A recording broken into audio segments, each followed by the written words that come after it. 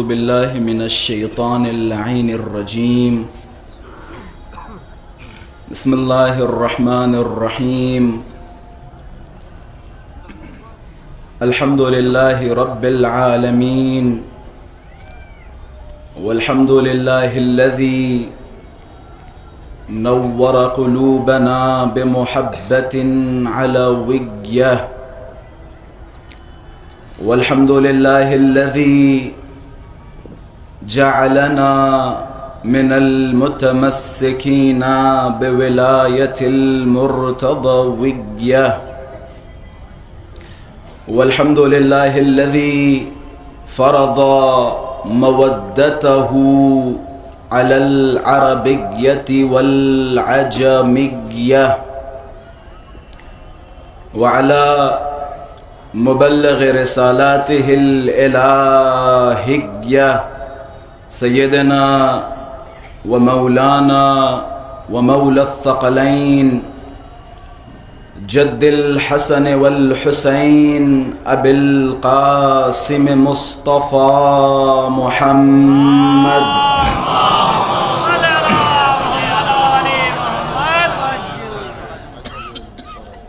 اللهم صل وسلم وزد وبارك على صاحب الدعوة النبوية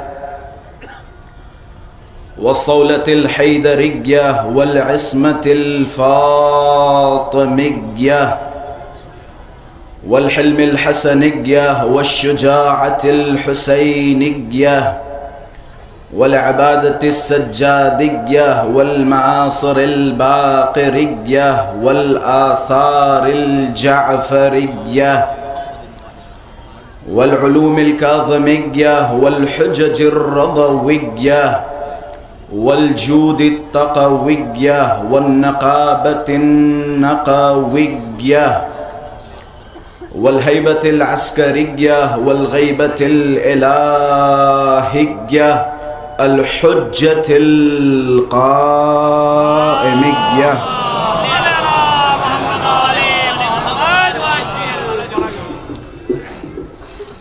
اللهم عجل لوليك الفرج والعافية والناصر، واجعلنا من أعوانه وأنصاره. أما بعد، فقد قال الله تبارك وتعالى في محكم كتابه ومتقن خطابه. بسم الله الرحمن الرحيم. ألم ترى كيف ضرب الله مثلا كلمة طيبة كشجرة طيبة أصلها ثابت وفرعها في السماء. صدق الله العلي العظيم.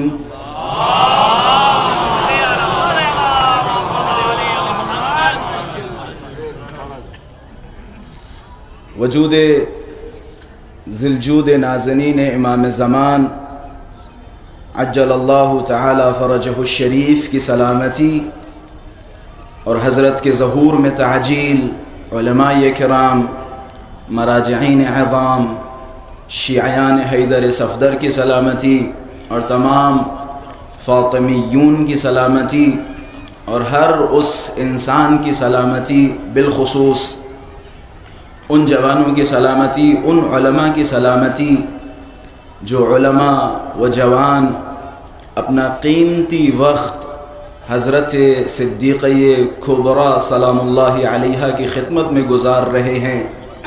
ان سب کی سلامتی کے لیے باواز بلند صلوات ہدیہ فرمائیں.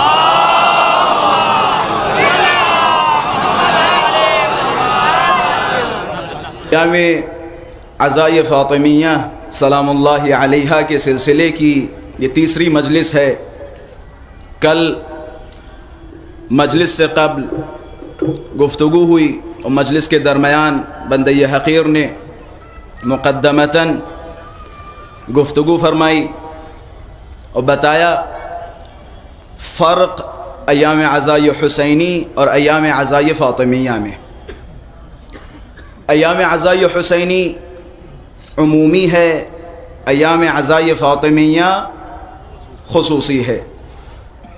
اسی طرح ایام عزائی فاطمیہ سلام اللہ علیہا جو عاشورہ سے ایک امتیاز رکھتی ہے وہ یہ کہ ایام عزائی فاطمیہ یا شہزادی سلام اللہ علیہا کا تذکرہ حد فاصل ہے مومن اور منافق کے درمیان۔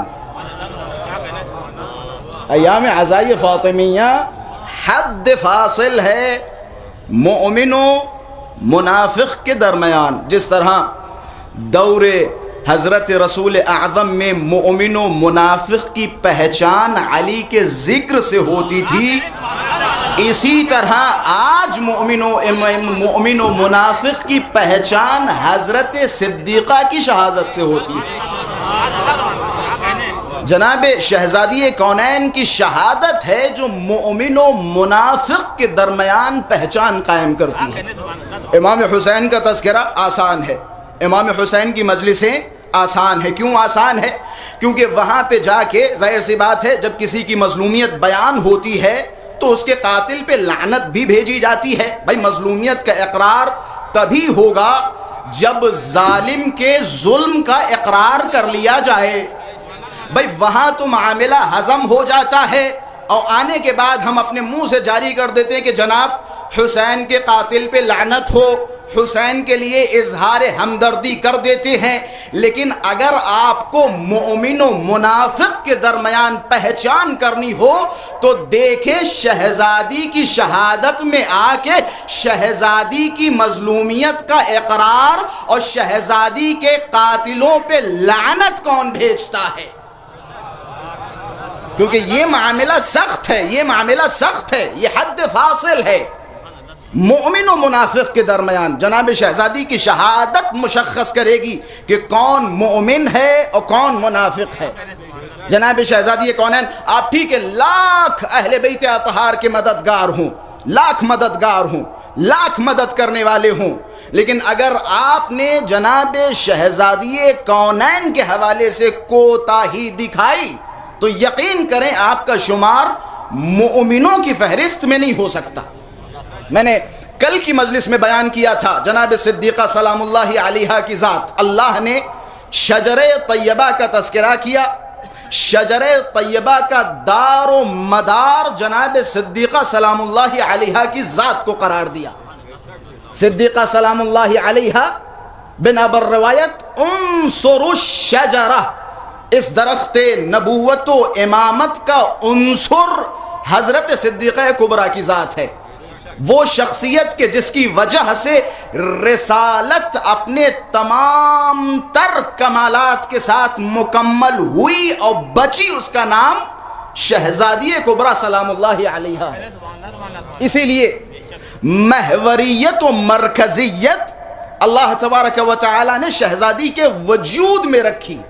اللہ تبارک و تعالی نے ہر جگہ محوریت و مرکزیت جناب شہزادی کے حوالے کی۔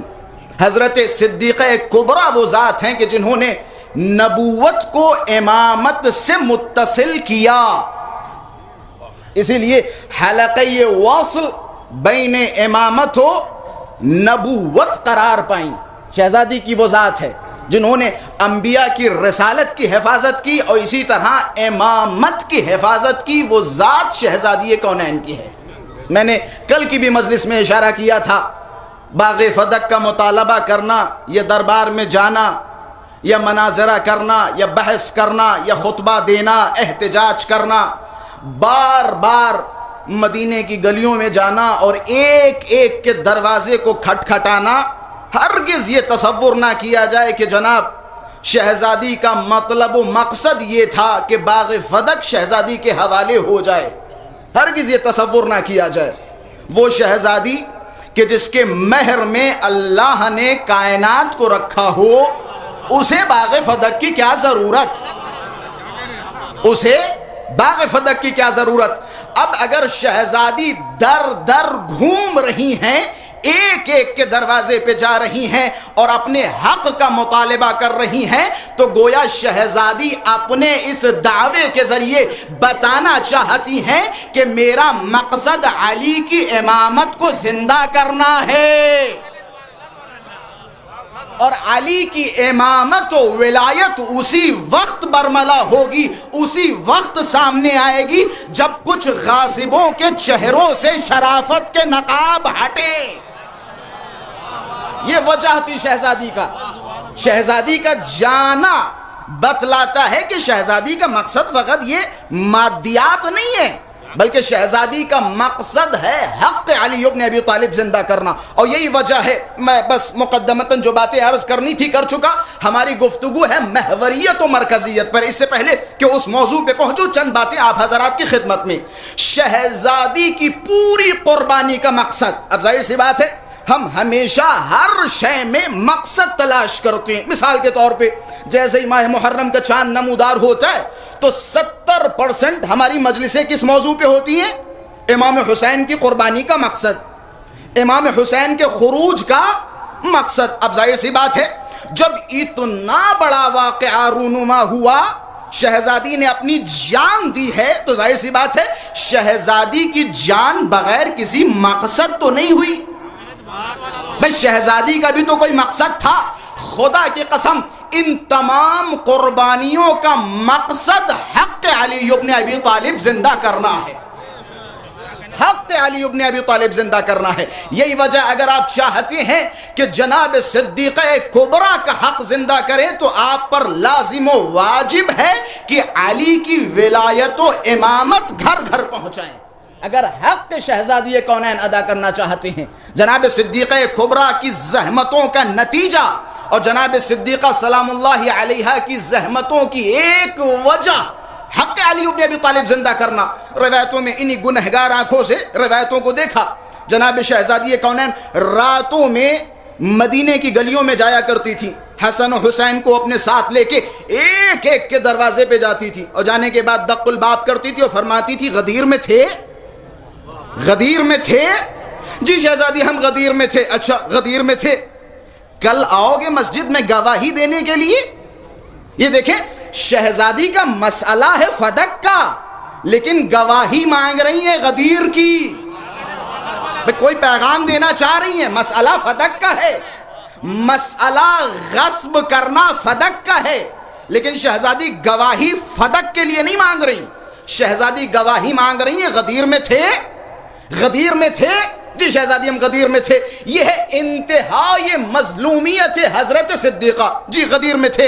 اچھا کل آؤ گے گواہی دینے کے لیے؟ روایتوں کے الفاظ ہیں یجیبون باللیل، یہ لوگ راتوں میں تو لبیک لبیک لبیک کہا کرتے تھے، لیکن جب صبح کا سورج نمودار ہوتا تھا تو یہ سارے کے سارے غائب ہو جاتے تھے، کوئی نظر نہیں آتا تھا۔ جناب شہزادی کبریٰ سلام اللہ علیہا روایتوں میں ہے علی ابن ابی طالب کے چہرے کو دیکھ کے رویا کرتی تھی۔ یہ لوگ میری آواز پہ لبیک کہہ رہے ہیں، لیکن جیسے ہی صبح کا سورج نمودار ہو رہا ہے تو کوئی علی کی ولایت کی گواہی دینے والا نہیں ہے۔ اب جملہ یہاں پہ آ گیا تو نقل کرتا چلوں، اہل تسنن کے بہت بڑے عالم دین فخر رازی کا اعتراف ہے مظلومیت علی ابن ابی طالب پر، کہ دنیا کا سب سے مظلوم ترین انسان علی ابن ابی طالب ہے۔ مظلومیت دیکھیے، کہنے لگے غدیر میں کتنے لوگ تھے؟ غدیر میں کتنے لوگ تھے؟ ہماری کتابوں کو اٹھایا جائے تو غدیر میں لوگوں کی مختلف تعداد ہے، جن میں سے ایک مشہور و معروف روایت جو اکثر خطبہ بھی بیان فرماتے ہیں 1.25 لاکھ کا مجمع تھا۔ یہ غدیر کا ہمارے یہاں 1.25 لاکھ کا مجمع تھا۔ اہل تسنن کی جتنی بھی کتابیں اٹھائیں، کم سے کم جو مجمع نقل کیا گیا وہ 70,000 کا ہے۔ یہ فخر رازی صاحب بیان فرما رہے ہیں علی کی مظلومیت، کہنے لگے زیادہ سے زیادہ 1.25 لاکھ کا مجمع اور کم سے کم 70,000 کا مجمع، کہ علی کی مظلومیت کے لیے بس اتنا کافی، جہاں زیادہ سے زیادہ 1.25 لاکھ کا مجمع اور کم سے کم 70,000 کا مجمع، اگر ایک درمیانی عدد اٹھا لیا جائے تو کہا جا سکتا ہے کہ جناب 1 لاکھ کا مجمع تھا، 1 لاکھ کا مجمع تھا۔ علی کی مظلومیت و غربت یہ ہے کہ آج جب ہم حدیث کی کتابیں اٹھاتے ہیں تو حدیث غدیر کے 100 سے زیادہ راوی نظر نہیں آتے. یعنی ہر 1000 میں ایک آدمی نے غدیر کا اعتراف کیا. ہر 1000 میں ایک آدمی نے غدیر کا اعتراف کیا. یہ مظلومیت علی بن ابی طالب ہے, یہ غربت علی بن ابی طالب ہے. اسی غربت کو زندہ کرنا فاطمیہ کا ایک سب سے بڑا مقصد ہے. اسی علی کی غربت کو زندہ کرنا فاطمیہ کا سب سے بڑا مقصد ہے. لوگوں کو بتاؤ وہ غدیر کہ جس میں رسول اعظم نے ہاتھوں پہ علی بن ابی طالب کو بلند فرما کے فرمایا تھا من کنت مولاہ فہذا علی مولا. جب علی موجود ہیں تو پھر کسی غیر کی تلاش کیوں؟ جب علی موجود ہیں تو کسی غیرے کی تلاش کیوں؟ آپ آل محمد کے در سے بھٹکو گے تو جاؤ گے کہاں؟ آپ بھٹکیے آل محمد کے دروازے سے. آپ نے علی کے دروازے کو چھوڑا, علی کے دروازے کو چھوڑا. جناب ٹھیک ہے, آپ نے چھوڑا. آپ چھوڑنے کے بعد جاؤ گے کہاں؟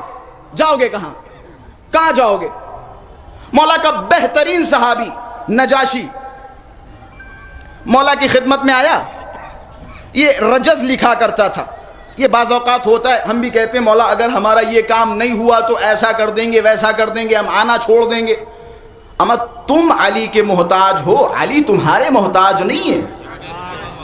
علی تمہارے محتاج نہیں ہے. اور یہی وجہ ہے شہزادی کونین نے خطبہ دیتے ہوئے جب کسی نے سوال کیا نا, شہزادی اگر علی کا حق تھا تو علی نے مانگا کیوں نہیں, علی گئے کیوں نہیں, علی نے زور و زبردستی کیوں نہیں کی؟ تو شہزادی نے کیا فرمایا؟ مثل علی کا مثل الکعبہ, علی کی مثال کعبے کی طرح ہے. حاجی کعبے کے پاس جاتے ہیں, کعبہ حاجیوں کے پاس نہیں آتا. بھئی تمہارا امام تھا نا علی بن ابی طالب, تمہارا امام تھا نا. کیا تمہارے درمیان سے کوئی مرد رشید تھا جو علی بن ابی طالب کے پاس جاتا اور کہتا حضرت آپ قیام فرمائیے, آپ تلوار اٹھائیے, ہم آپ کے ساتھ ہیں؟ بڑی آسانی سے ہم کہہ دیتے ہیں کہ جناب ایسے حالات تھے ویسے حالات تھے. علی بن ابی طالب نے سکوت اختیار کیا. ذرا تاریخ کا مطالبہ کریں. حضرت کے سکوت کا ایک علت و وجہ کہ جس وجہ سے حضرت نے سکوت فرمایا, وہ ایک علت یہ ہے کہ حضرت کے پاس لوگ نہیں تھے. حضرت کے پاس لوگ نہیں تھے. اور یہی وجہ ہے حضرت امیر نے فرمایا لو وجدت 40 ذوی عزم لناہضت القوم. اگر میرے پاس صرف اور صرف 40 جوان مرد ہوتے تو میں ان سے لڑتا اور اپنا حق چھینتا. حضرت کے پاس 40 لوگ نہیں تھے. یہ حضرت کی غربت ہے, یہ حضرت امیر کی غربت ہے. حضرت امیر کی غربت بیان کرنا فاطمیہ کا سب سے بڑا مقصد ہے. حضرت امیر کا حق زندہ کرنا جناب شہزادی کونین کی شہادت کا سب سے بڑا مقصد ہے. جناب شہزادی کونین کہ جنہوں نے امامت ہم تک پہنچائی. میں نے کل کی مجلس میں عرض کیا تھا اگر شہزادی کا وجود نہ ہوتا, اگر شہزادی کی شہادت نہ ہوتی, اگر شہزادی کی قربانی نہ ہوتی تو علی ولی اللہ ہمارے پاس نہیں پہنچتا.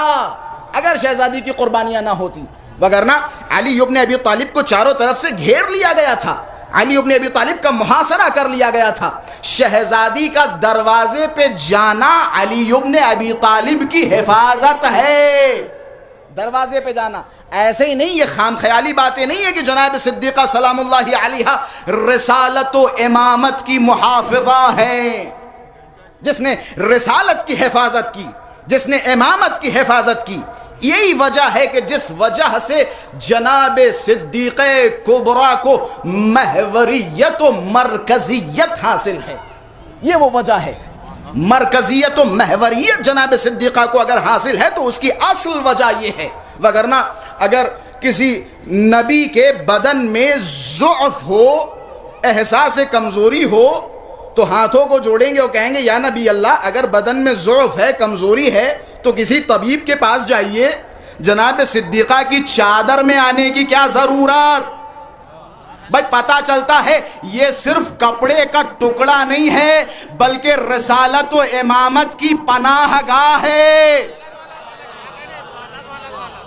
انی اجد فی بدنی ضعفا، میں اپنے بدن میں ضعف محسوس کر رہا ہوں۔ رسول اعظم جناب صدیقہ کے پاس پہنچ رہے ہیں کہ میں اپنے بدن میں ضعف محسوس کر رہا ہوں۔ جناب صدیقہ نے چادر پھیلائی، بابا چادر میں آئیے، اگر ضعف دور کرنا ہو رسالت و امامت کو تو چادر فاطمہ میں آنا پڑتا ہے۔ یہ عظمت ہے جناب صدیقہ کی، یہ محوریت ہے جناب صدیقہ کی، جناب صدیقہ کی سیادت، جناب صدیقہ کی محوریت۔ یہی وجہ ہے، آپ نے بھی ماشاءاللہ سے بچپن سے سنا ہے، سید کسے کہتے ہیں؟ سید کسے کہتے ہیں؟ ہمارے اکثر علماء کا اتفاق ہے کہ سید اسے کہا جاتا ہے کہ جس کا حسب و نسب جناب صدیقہ تک پہنچے۔ یہ جناب صدیقہ کا ایک امتیاز ہے، سید اسے کہا جاتا ہے کہ جس کا حسب و نسب جناب صدیقہ تک پہنچے۔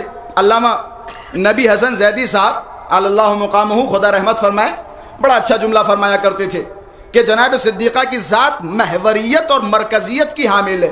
کیسے؟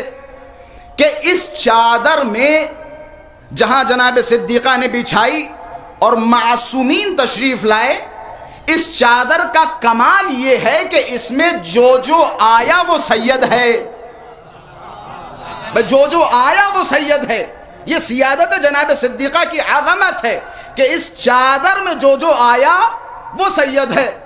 نبی آئے تو سید المرسلین، علی آئے تو سید الاوصیاء، فاطمہ آئیں تو سیدۃ النساء العالمین، بھائی دو جوان آئے تو سیدہ شباب اہل الجنہ۔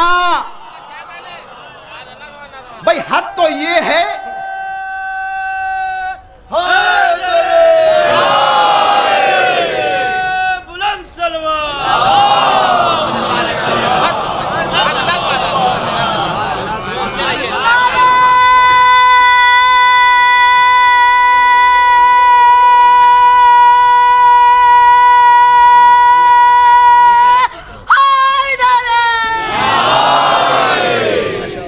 اس چادر کا کمال یہ ہے، علامہ نبی حسن زیدی صاحب فرماتے ہیں اس چادر کا کمال یہ ہے کہ نبی آئے تو سید المرسلین، علی آئے تو سید الاوصیاء، صدیقہ آئیں تو سیدۃ النساء العالمین، حسن و حسین آئے تو سیدہ شباب اہل الجنہ۔ حد تو یہ ہے کہ جب جبرائیل آئے تو سید الملائکہ، جب جبرائیل آئے تو سید الملائکہ۔ پتہ یہ چلتا ہے کہ جناب صدیقہ کی صرف چادر نہیں ہے بلکہ سیادت کا مرکز ہے، سیادت کا مرکز ہے جناب صدیقہ کی ذات۔ اہل بیت اطہار نے بعض معارف اور بعض فضائل جناب صدیقہ کبریٰ اتنے دبے الفاظ میں فرمائے، یقین کریں جنہیں بتاتے ہوئے اور بیان کرتے ہوئے میری روح کانپتی ہے، گھبراتا ہوں کہاں اور کیسے کہیں غلطی نہ ہو جائے۔ جناب صدیقہ سلام اللہ علیہا کے عجیب و غریب فضائل بیان کیے۔ بعض مطالب ایسے ہیں ہاتھوں کو جوڑ کے مولا کی خدمت میں عرض کرتا ہوں، مولا یہ مطالب اور یہ فضائل آپ کے دہن مبارک سے جاری ہوئے، ہمارا کام ہے صرف بیان کرنا، وگرنہ ہماری حیثیت نہیں جو ہم ان فضائل کو درک کر سکیں۔ جناب صدیقہ سلام اللہ علیہ۔ اچھا جب یہ بات آتی ہے تو وہ سورہ یاد آ جاتا ہے، بسم اللہ الرحمن الرحیم، انا انزلناہ فی لیلۃ القدر وما ادراک ما لیلۃ القدر۔ حضرت امام فرماتے ہیں لیلۃ القدر ہی فاطمہ، لیلۃ القدر کہ جسے درک کرنا محال ہے وہ کوئی اور نہیں بلکہ ہماری جدہ فاطمہ کی ذات ہے۔ بس ایک جملہ کہنا کافی ہوگا، آپ جناب صدیقہ کو سمجھنے کی کوشش کر رہے ہیں، آپ جناب صدیقہ کے فضائل کو درک کرنے کی کوشش کر رہے ہیں، بس ایک جملہ کافی۔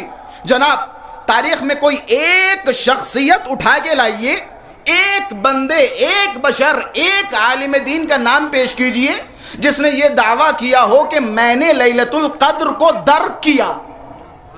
ایک بندہ خدا جس نے یہ دعویٰ کیا ہو کہ میں نے لیلۃ القدر کو درک کیا. روایتوں میں کہ لیلۃ القدر کی حقیقت تبھی پتہ چلے گی جب حضرت حجت کا ظہور ہوگا. بھائی مولا فرماتے ہیں لیلۃ القدر ہی فاطمہ، جس نے فاطمہ کو درک کیا گویا اس نے لیلۃ القدر کو درک کیا. جس طرح لیلۃ القدر کا راز حضرت حجت کے بعد ظاہر ہوگا، اسی طرح فاطمہ کا مقام حضرت حجت کے بعد ظاہر ہوگا. ایک صلوات پڑھے محمد و آل محمد کے ساتھ.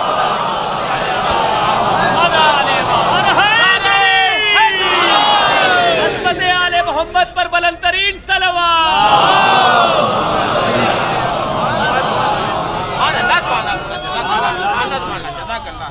اللہم صلی علی محمد و آل محمد. یہ ذات صدیقہ کبریٰ ہے کہ جس کا کسی سے مقابلہ نہیں کیا جا سکتا. اللہ تبارک و تعالی نے ممتاز بنایا جناب صدیقہ کو.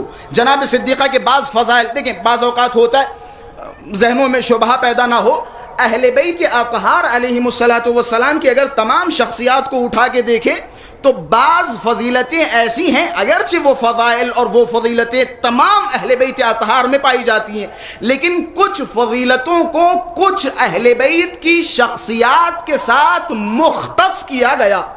جیسے علم یقیناً 14 معصومین کے پاس برابر ہے. ہمارا پہلا بھی محمد ہے، اوسط بھی محمد ہے اور آخر بھی محمد ہے. علم سب کے پاس برابر ہے، لیکن جیسے ہی علم کا تصور آتا ہے تو ذہن کس کی طرف جاتا ہے؟ باب مدینۃ العلم کی طرف، حضرت امیر کی طرف.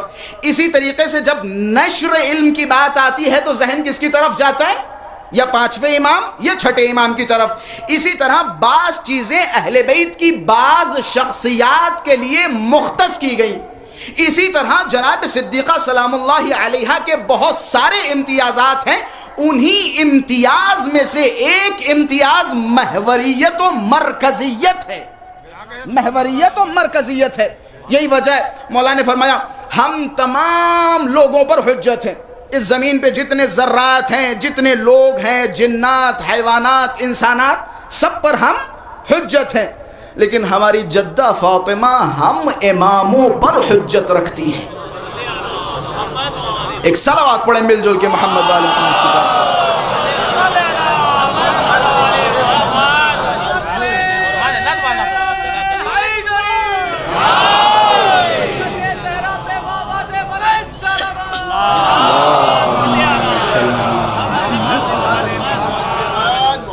اہل بیت اطہار علیہم السلام کی نظر میں جناب صدیقہ کا مرتبہ عجیب و غریب ہے. خدا کی قسم عقل انسان مبہوت ہے، حیران و پریشان ہے، درک نہیں کر سکتی جناب صدیقہ کے فضائل و معارف. درک نہیں کیا جا سکتا جناب صدیقہ سلام اللہ علیہا کا مرتبہ، جناب صدیقہ کی عظمت. عمار و بوذر و سلمان جیسے صحابی درک کرنے سے معذور ہیں. عمار جو کہ حضرت امیر کے ساتھ ہیں، ابوذر حضرت امیر کے ساتھ ہیں، سلمان حضرت امیر کے ساتھ ہیں، لیکن بعض مقامات ایسے ہیں جہاں رک گئے، اپنا سر پکڑ لیا کہ میری سمجھ سے باہر ہے. میں نے کل ایک اشارہ کیا تھا، ابا بصیر جیسا صحابی جیسے ہی مقام حضرت زہرا سلام اللہ علیہا سنتا ہے تو زبان خاموش ہوتی ہے، فرماتا ہے فما قدرت علی المنطق، میں بول نہیں پا رہا ہوں، میں حیران و پریشان ہوں، میں کروں تو کیا کروں. یہ مقام شہزادی کو اللہ تبارک و تعالی نے عطا فرمایا. جناب سلمان جناب عمار کی خدمت میں آئے، کسی فضیلت پہ گفتگو ہو رہی تھی. جناب عمار نے فرمایا سلمان ذرا قریب آؤ، میں تمہیں بتاتا ہوں مقام صدیقہ کبریٰ کیا ہے. میں حیران ہوں، میں پریشان ہوں، مجھے سمجھ میں نہیں آ رہا. اب جناب عمار جناب سلمان کو بتا رہے کہ میں حضرت امیر کے ساتھ گھر میں گیا، میں نے دیکھا حضرت امیر جیسے ہی شہزادی سلام اللہ علیہا کے پاس بیٹھے، علم پہ گفتگو ہوئی. شہزادی سلام اللہ علیہا نے یہ دیکھے مقام صدیقہ کبریٰ. شہزادی نے حضرت امیر کی طرف خطاب کیا اور فرمایا یا علی ادن، ذرا میرے قریب آئیے، میرے پاس بڑھیے. لأحدثک بما کان وبما ہوا کائن وبما ہوا کائن وما یکون الی یوم القیامہ. علی میرے قریب آئیے، میں آپ کو بتاتا ہوں کیا ہوا یا کیا ہو رہا ہے یا قیامت تک کیا ہوگا. میں نے کہا نا بعض مقامات ایسے ہیں کہ جہاں ہمارے اور آپ کی سمجھ سے باہر باتیں حضرت صدیقہ حضرت امیر کی خدمت میں عرض کر رہی کہ علی میرے قریب آئیے، میں آپ کو بتاتا ہوں کیا ہوا یا کیا ہو رہا ہے یا کیا ہونے والا ہے. اچھا بات کو یہیں روکتے ہوئے جملے کہتا چلوں. دیکھیں اہل بیت اطہار کی زندگی، ممکن ہے سوال پیدا ہو کہ جناب کیا حضرت امیر کو نہیں پتا تھا؟ حضرت امیر خود عالم الغیب رکھتے ہیں، عالم غیب کے مالک ہیں، غیب کا علم رکھتے ہیں، تو یہ جناب صدیقہ سلام اللہ علیہا کے پاس جا کے پوچھنے کی کیا ضرورت؟ یہ دیکھیں اہل بیت اطہار کی شخصیت اگر آپ اٹھا کے دیکھیں تو یہ کوئی نئی چیز نہیں ہے، بہت سارے مقامات پہ ایسی باتیں ملیں گی. اس کے لیے وضاحتاً جملے عرض کرتا چلوں. اہل بیت اطہار نے زندگی دو طرح سے گزاری. اہل بیت اطہار کے اندر یہ جو جنبہ ہے یہ جنبتین ہے، دو پارٹ ہیں، دو وجود ہیں. ایک جنبہ وحیانی ہے اور ایک جنبہ بشری ہے. بعض اوقات بعض مقامات پہ اہل بیت اطہار نے بشری تقاضوں کے مطابق زندگی گزاری اور بعض مقامات پر وحیانی تقاضوں پر زندگی بسر کی. یہ ماشاءاللہ سے واضح.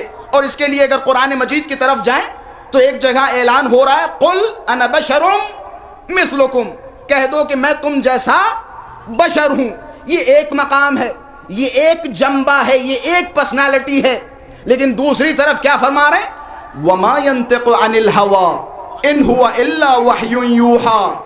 خالی بشر تصور نہ کرنا، یہ وہ بشر ہے کہ جو وحی الہی کے بغیر کلام نہیں کرتا. یہ دو کیریکٹر ہیں، دو کیریکٹر ہیں. ایک وہ مقام کہ جہاں حضرت امیر عادی طور پر لوگوں کے درمیان جا رہے ہیں، باتیں کر رہے ہیں، عادی طور پہ جنگیں کر رہے ہیں. ایک مقام وہ کہ جہاں خیبر کے در کو دو انگلیوں سے اکھاڑ کے فرما رہے ہیں یہ جو میں نے دو انگلیوں سے اکھاڑا یہ قدرت خدا کے ذریعے اکھاڑنا تھا. یہ دوسرا کیریکٹر ہے، یہ دوسرا کیریکٹر. ایک صاحب دوڑتے ہوئے حضرت امیر کے پاس آئے اور کہنے لگے مولا آپ کے پاس اتنے اسم اعظم ہیں، پھر آپ شام والے سے لڑ کیوں رہے ہیں؟ جب اللہ نے آپ کو اتنا پاور دیا، اتنی طاقت دی تو آپ کیوں لڑ رہے ہیں؟ اسم اعظم کے ذریعے ایک اشارہ کیجئے یہ سارے کے سارے ختم ہو جائیں گے، ضرورت ہی نہیں ہے لڑائی کی.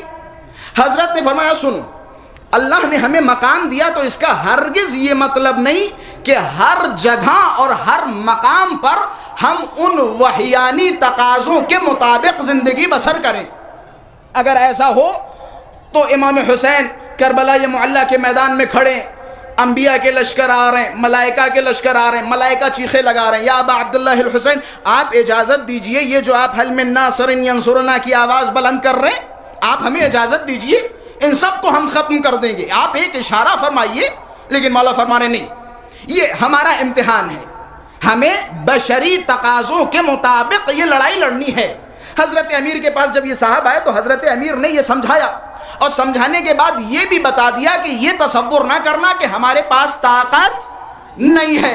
حضرت نے فرمایا ٹھیک ہے میں تمہیں ان اسم اعظم کا ایک جلوہ دکھائے دیتا ہوں. روایت کے الفاظ ہیں مولا نے ہاتھ بڑھایا، ہاتھ کھینچا، کیا دیکھا؟ ہاتھ میں داڑھی کے بال، ہاتھوں میں داڑھی کے بال. حضرت کے چہرے پہ مسکراہٹ کہ میں نہیں بتاؤں گا یہ ہاتھوں میں داڑھی کے بال کس کے ہیں، لیکن شام سے آنے والے قافلوں کا انتظار کرو. اب جب شام سے آنے والے قافلے کوفہ میں وارد ہوئے، قافلے دوڑتے ہوئے لوگوں کے پاس پہنچے کہ ہم نے شام میں عجیب و غریب منظر دیکھا.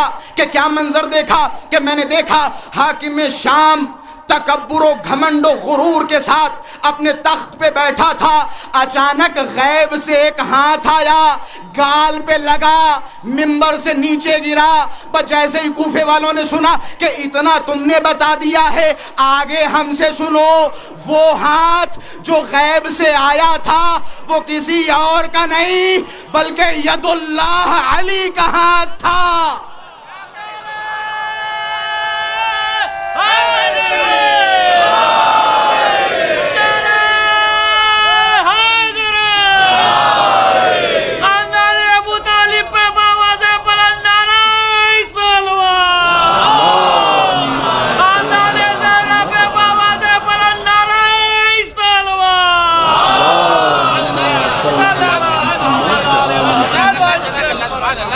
یہ ہماری طاقت ہے، یہ ہماری طاقت ہے۔ منتہا تم یہ نہ سوچنا، اب ظاہر سی بات ہے کچھ مقامات ایسے جہاں بشری تقاضوں کے مطابق زندگی بسر کی، اور بہت سارے مقامات ایسے جہاں وحیانی تقاضوں کے مطابق زندگی بسر کی۔ تو لہٰذا حضرت امیر عمار فرما رہے ہیں سلمان سے کہ حضرت امیر جب شہزادی کے پاس پہنچے، شہزادی نے ادنو الیہ، اے علی میرے قریب آئیے، لأحدثک بما کان وبما ہوا کائن وما یکون الی یوم القیامہ۔ علی مجھ سے قریب آئیں، میرے پاس آئیں، میں آپ کو بتاتی ہوں کیا ہوا یا کیا ہو رہا ہے یا قیامت تک کیا ہوگا، میں بتاتی ہوں۔ روایت کے الفاظ عمار کہتے میں نے علی ابن ابی طالب کے چہرے کو دیکھا، علی ابن ابی طالب فوراً بلند ہوئے، رسول اعظم کے پاس پہنچے۔ اچھا بعض مقامات ایسے بھی ہیں جہاں حضرات معصومین ہم تک کچھ پہنچانا چاہتے ہیں، بھائی ہمیں کچھ سمجھانا چاہتے ہیں، گویا حضرت امیر ان تمام باتوں کے ذریعے بتانا چاہتے ہیں کہ دیکھو میری زوجہ فاطمہ کا مقام کیا ہے، دیکھو فاطمہ کا مقام کیا ہے۔ اب جیسے ہی حضرت رسول اعظم کے پاس حضرت امیر پہنچے، کیا دیکھا؟ رسول گرامی کے چہرے پہ مسکراہٹ کہ علی آپ بتاتے ہو یا میں بتاؤں؟ آپ بتاتے ہو یا میں بتاؤں؟ اچھا رسول گرامی کے سامنے علی سے بڑا تو کوئی مؤدب ہے نہیں، علی سے بڑا تو کوئی مؤدب ہے نہیں۔ اگر ادب کرنا ہو رسول گرامی کا، ادب سیکھنا ہو تو علی ابن ابی طالب کے پاس آؤ اور دیکھو کس طرح سے رسول گرامی کا ادب فرماتے ہیں۔ حضرت نے فرمایا الحدیث منک احسن، میں علی بیان کروں؟ اس سے بہتر یہ نہیں کہ آپ بیان کریں، یقیناً آپ کے دہن مبارک سے نکلے ہوئے جملات علی سے بہتر ہوں گے۔ رسول گرامی نے وہ پورا واقعہ بتایا کہ کیا کیا ہوا، کیت و کیت، کیسے کیسے جناب صدیقہ نے آپ سے سوال کیا۔ یہ دیکھیں ہمیں تعلیم دینے کے لیے حضرت امیر رسول گرامی سے سوال کر رہے ہیں، یا رسول اللہ نور فاطمہ من انوارنا، کیا فاطمہ کا نور بھی ہمارے نوروں میں سے ہے؟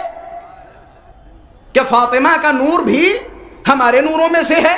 روایت کے الفاظ انہی گنہگار آنکھوں سے روایت پڑھی، رسول گرامی نے جیسے ہی سنا رسول کھڑے ہوئے کہ بے شک نور فاطمہ ہمارے انوار میں سے ہے۔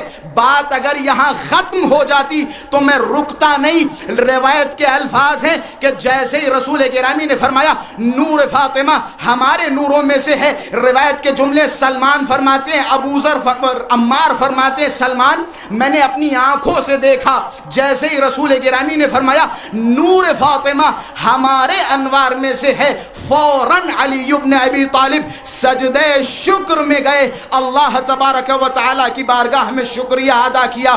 ابھی عمار نے بات ختم نہیں کی، جب تھوڑی دیر آگے چلے، آگے چلنے کے بعد رکے کہ سلمان ایک چیز اور دیکھی، ایک چیز اور دیکھی جو میرے لیے سب سے عجیب و غریب تھا، سب سے عجیب و غریب۔ اور میرے خیال سے ہم میں سے بہت سارے افراد جب حرم پہ جاتے ہیں، مشہد و نجف جاتے ہیں، تو بعض علماء کو، بعض لوگوں کو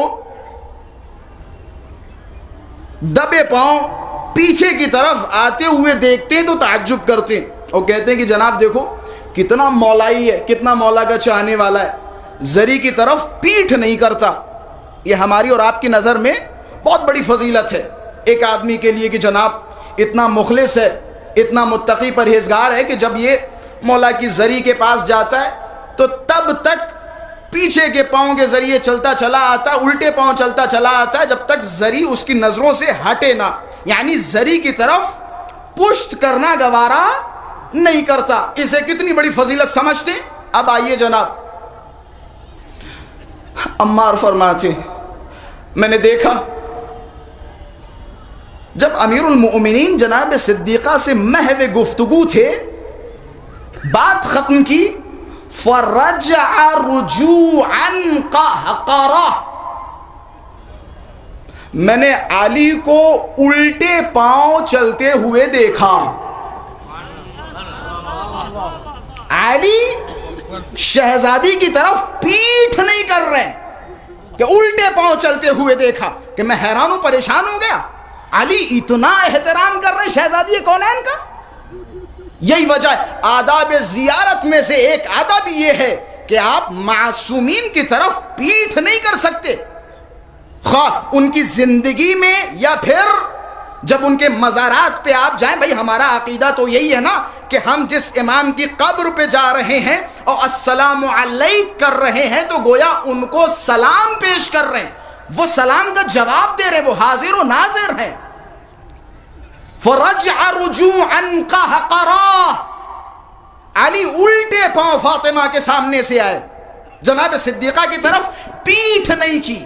یہ مقام شہزادی کبریٰ ہے، یہ مقام شہزادی کونین ہے۔ عمار فرما رہے ہیں ہمارے یہاں بعض اوقات حرم میں جاتے ہیں تو بڑی بے ادبیاں بھی کی جاتی ہیں۔ جب اتباعت معصومین علیہ السلام پہ دیکھیں، بعض اوقات ہم جاتے ہیں ایسے ہی دندناتے ہوئے گھستے چلے جاتے ہیں، ایسا لگتا ہے کہ جیسے ہمارے ابا حضور کا گھر ہے۔ یقیناً علی ابن ابی طالب کا گھر ہے، یقیناً اہل بیت اطہار کا گھر ہے، ہم ان کے بیٹے ہیں، لیکن ادب و احترام کا تقاضا یہ ہے کہ دروازے پہ کھڑے ہوں، اذن دخول طلب کریں۔ اب جب آپ زری کے پاس جائیں تو ان تمام آداب کا خیال رکھیں جو آداب آپ امام حاضر کے سامنے بجا لائیں گے۔ اہل بیت اطہار کے عتبات کا مرتبہ ہے، مقام ہے، علماء سے مرتبہ و مقام سیکھیں۔ شیخ انصاری کتنی بڑی شخصیت ہے، شیخ انصاری جب کربلا معلیٰ جایا کرتے تھے، چوکھٹ ابو الفضل عباس کو چومتے تھے اپنے لبوں سے، مولا عباس کی چوکھٹ کو اپنے لبوں سے چومتے تھے۔ کسی صاحب نے سوال کیا شیخ انصاری سے، آپ کا کتنا بڑا مقام ہے، کتنا بڑا مرتبہ ہے، آپ جھک کے مولا کی چوکھٹ کو اپنے لبوں سے چوم رہے ہو؟ شیخ انصاری سے سوال۔ شیخ انصاری نے فرمایا جناب یہ تمہاری غلط فہمی ہے کہ شیخ انصاری عباس کی چوکھٹ چوم رہا، کہ شیخ انصاری تو اس مقام کو چوم رہا ہے جہاں عباس کے زائرین کے قدم پڑے ہوں۔ یہ مقام ہے اہل بیت اطہار کی ازواج کا، شیخ انصاری اس مقام کو چوم رہا ہے جہاں زائرین ابو الفضل عباس کے قدم پڑے ہوں۔ اب ذرا سوچیں، فرجع رجوعا قہقرا، علی ابن ابی طالب تمام کمالات کے باوجود، تمام فضائل کے باوجود جناب شہزادی کے پاس سے آ رہے تو الٹے پاؤں واپس آ رہے ہیں۔ یہ گویا بتانا چاہ رہے ہیں کہ اس شخصیت کی اہمیت کیا ہے ہم اہل بیت اطہار کی نظر میں، ان کی اہمیت کیا ہے، ان کا مقام کیا ہے۔ یہ مقام و اہمیت اس لیے بتائی جاتی ہے تاکہ مظلومیت کا اس طرح تصور کیا جا سکے جس طرح اہل بیت اطہار نے سمجھانے کی کوشش کی۔ جناب صدیقہ سلام اللہ علیہا کی آج ہم سب پر لازم و واجب و ضروری ہے کہ مدد کریں، ہر انسان اپنی حیثیت کے مطابق مدد کرے، ہر انسان اپنی اوقات کے حساب سے مدد کرے، آپ سے جو ہو سکتا ہے وہ مدد کرے۔ ٹھیک ہے جناب، آپ 70,000 قرآن ختم کیجئے، 1,00,000 رکعتیں نماز ختم کیجئے، آپ پوری زندگی یا رسول اللہ یا رسول اللہ یا رسول اللہ یا رسول اللہ کرتے رہیے، آخر میں جناب صدیقہ کے معاملے میں ہلکے پن کا شکار ہو جائیے۔ میں بہت ذمہ داری کے ساتھ الفاظ کہہ رہا ہوں، پوری زندگی سب کچھ کیجئے لیکن جناب صدیقہ کے معاملے میں ہلکے پن کا شکار ہو جائیے کہ یہ قرآن آپ کا پڑھنا، نمازیں آپ کا پڑھنا، دن رات یا رسول اللہ کرنا آپ کو جنت دلوا سکتا ہے، جنت دلوا سکتا ہے۔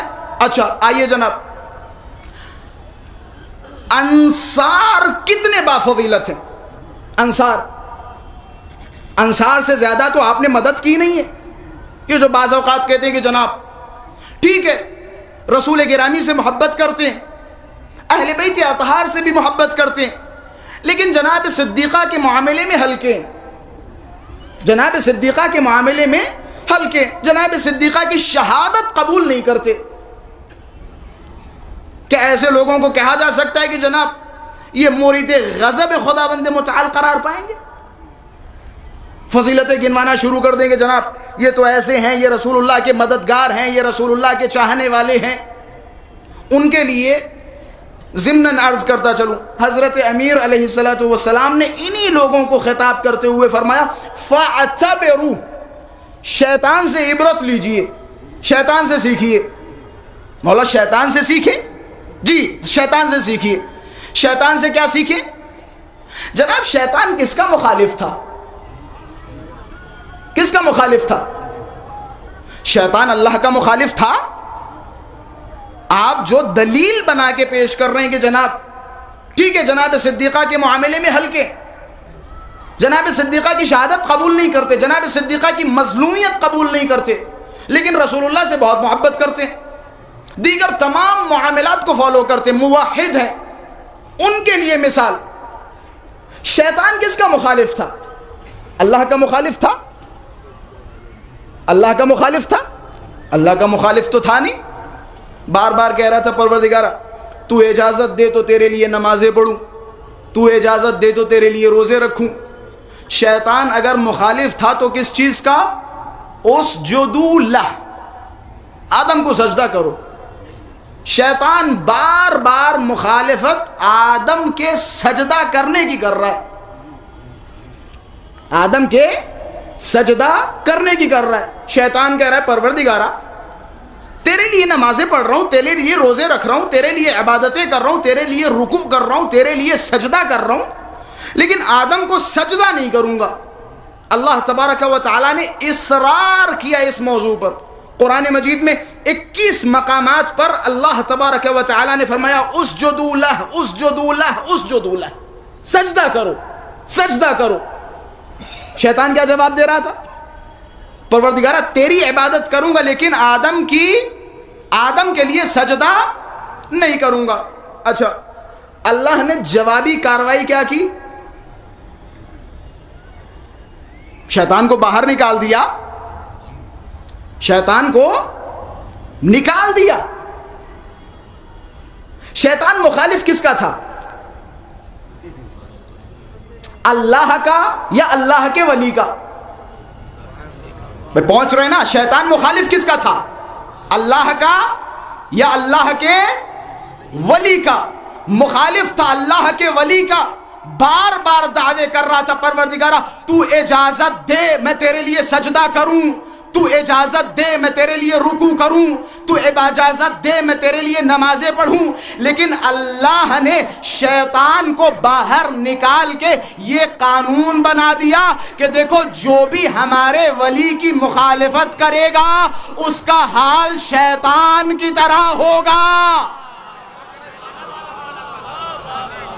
اس کا حال شیطان کی طرح ہوگا۔ اب لاکھ آپ رسول گرامی سے محبت کے دعوے کیجئے، لاکھ دعوے کیجئے، سوال یہ اٹھے گا کہ جناب آپ شہزادی صدیقہ کبریٰ کے معاملے میں کیسے ہیں کہ آپ جناب صدیقہ کی مظلومیت کو قبول فرما رہے ہیں؟ اگر آپ جناب صدیقہ کی مظلومیت کے قائل نہیں ہیں تو خدا کی قسم گریبان پکڑ کے منہ کے بل جہنم میں پھینکا جائے گا۔ اگر مظلومیت کے قائل نہیں ہیں، اگر شہادت کے قائل نہیں ہیں، اگر جناب صدیقہ کے حق کے قائل نہیں ہیں تو آپ منہ کے بل جہنم میں پھینکے جائیں گے۔ جناب سنیے سنیے، انصار کے معاملے میں کیا خیال ہے؟ انصار کے معاملے میں کیا خیال ہے؟ کیا انصار سے زیادہ کوئی اللہ و رسول کی مدد کرنے والا ہے؟ اتنی مدد کی کہ ان کا نام انصار پڑ گیا۔ انصار یعنی مدد کرنے والے، مدد کرنے والے۔ یہ قاعدہ جناب صدیقہ کبریٰ سلام اللہ علیہا نے دیا، یہ میری ذات کی طرف سے نہیں ہے، اپنی ہر کہی بات کا میں ذمہ دار ہوں، آپ مجھ سے سوال کر سکتے ہیں، میں آپ کے درمیان حاضر ہوں۔ انصار کے بارے میں کیا خیال ہے؟ قرآن نے ان کا قصیدہ پڑھا، الذین آووا ونصروا۔ انصار یہ وہ لوگ ہیں کہ جنہوں نے رسول کو پناہ دی، رسول کی مدد کی۔ میں ایک مقدمے کی طرف لے کے جا رہا ہوں اور انشاءاللہ اسی مقدمے پہ مصائب کی طرف مڑ جاؤں گا۔ کون انصار؟ جنہوں نے اللہ و رسول کی مدد کی۔ رسول گرامی نے جب ہجرت فرمائی، مدینہ منورہ میں تشریف لائے، رسول گرامی کے پاس نہ گھر تھے، نہ مکان تھے، نہ کپڑے تھے، نہ اوڑھنے کو تھا، نہ بچھونے کو تھا، نہ کھانے کو تھا۔ یہ انصار آگے بڑھے، انہوں نے بڑی مدد کی، گھر بنا کے دیے، اللہ نے ان کی شان میں قصیدے پڑھے، الذین آووا ونصروا۔ میں فاطمہ کی مدد آخری پیغام دے رہا ہوں، الذین آووا ونصروا، جنہوں نے اللہ کے بندے، اللہ کے رسول کو پناہ دی،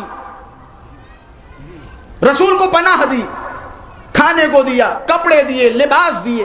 اب سوال، میں نے کہا تھا نا، اس سے بڑا جملہ میں نہیں کہہ سکتا اپنے اس دعوے کو ثابت کرنے کے لیے۔ انسان پوری زندگی قرآن اپنے سر پہ رکھے، پوری زندگی نمازیں پڑھے، لیکن جناب صدیقہ کے معاملے میں کوتاہی کا شکار ہو، نجات اسے نصیب نہیں ہوگی۔